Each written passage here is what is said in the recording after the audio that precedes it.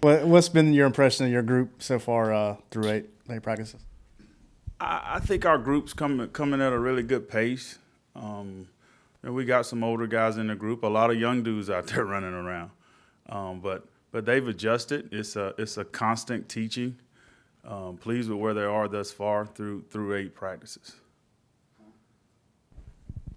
Boogie seems like a kind of guy that's going to need to take a step forward with no Zach out there. What have you seen from him, and just knowing that this is kind of, I think, his third year on campus and it's kind of his time to take that next step? The main thing from Boogie has been obviously the leadership within the room, keeping the group together as far as when they get together outside of our meetings. He knows this system. This is going into his third year in the system. Just that constant leadership and his willingness to continue to improve on the little things every day. Jimmy, kind of sticking on Boogie, I know he was a little bit banged up at times last year and had to fight through some things here and there. I guess how did he kind of take to that? How frustrating was that for him? And now, being back healthy and going through the spring, how's he kind of been with that, I guess?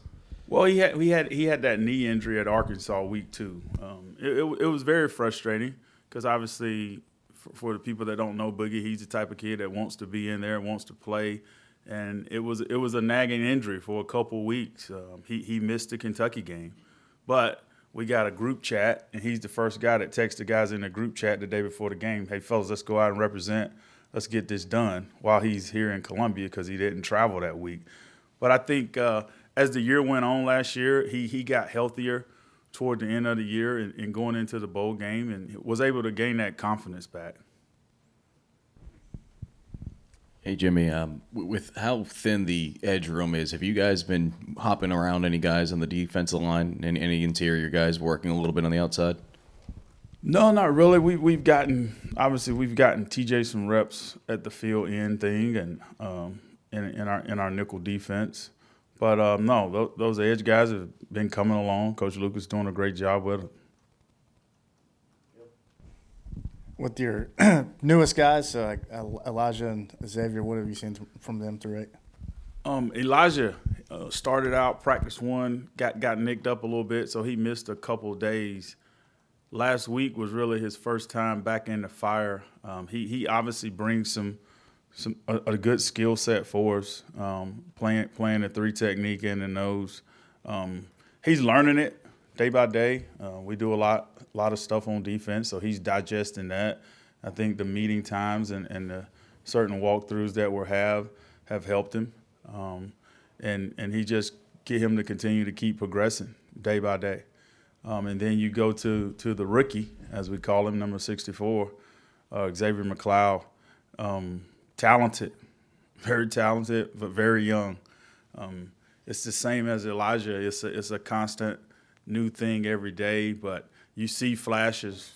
We go ones versus ones on the goal line last Saturday, and he's in there at the zero nose and held his own. So just putting those guys in these competitive situations to see how they respond, and then hopefully they gain the confidence and execute at a high level.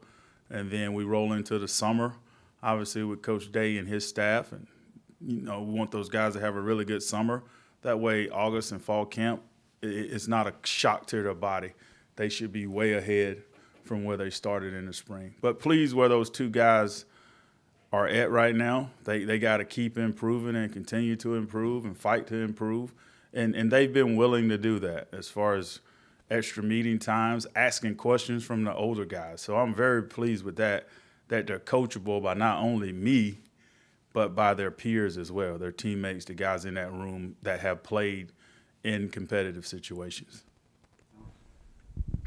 TJ mentioned Jamal White was the guy who was really standing out to him in the spring. What have you seen from him? Jamal, night and day from last year.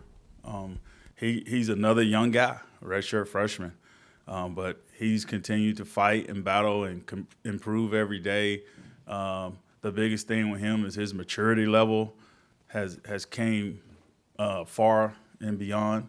I'm so excited where he's at. He just has to continue to improve. Our room is really, in our position, is really a big fundamental position. And you can't just do it one play and get away with it. It has to just be a continuous grind play after play after play after play. And that's the way we try to train in our room from an individual standpoint, and that's our expectation. I know he's not practicing in the spring, but how much are you and Sterling having to fight over where Tonka is going to line up and getting him when you get him back? I wouldn't call it a fight. Our goal on defense is to put the best 11 out there that gives us the best chance to win. But Tonka's been great. There's not a player in our room that watches more tape than him, that prepares off the field. He's really an extension of the coach because with as many young guys as we have in the group, he can grab those ones that are in the back and give them little tips and little nuggets to help them understand the scheme. TJ Sanders is a guy that's redshirted and then played a little bit last year. Where have you seen the most growth with him, and what kind of role will he have as you kind of project maybe looking towards the fall? I think the biggest thing is just a confidence level. When TJ first got here, he hadn't played a lot of football, I think maybe 2 years. So just to see that growth, like he understands what a release is now.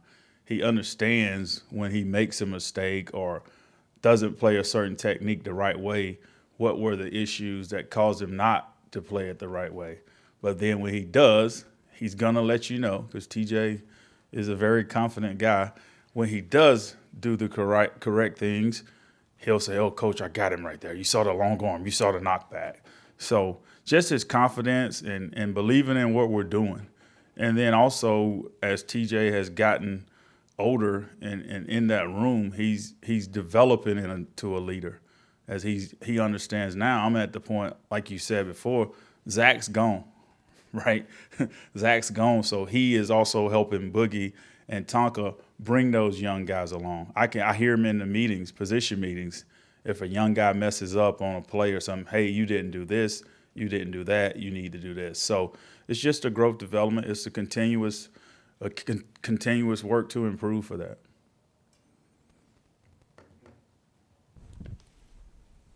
Obviously, a lot of guys who were freshmen last year in your group who are now into the second year. Any of those individuals or guys who are coming on and taking a nice step for you? Well, someone mentioned Jamal Weiss earlier. I think he's really taken a step for us, and he needs to continue to do that. I think Dre Martin is continuing to improve daily with a great work ethic, and not just as the work ethic on the field, it's the work ethic off the field as far as studying tape and those things. Demetrius Watson is a little banged up right now, so he's been down the last couple of days. Looking forward to getting him back as well. And then Felix Hickson is in that second year of guys that are younger that just fighting to continue to improve.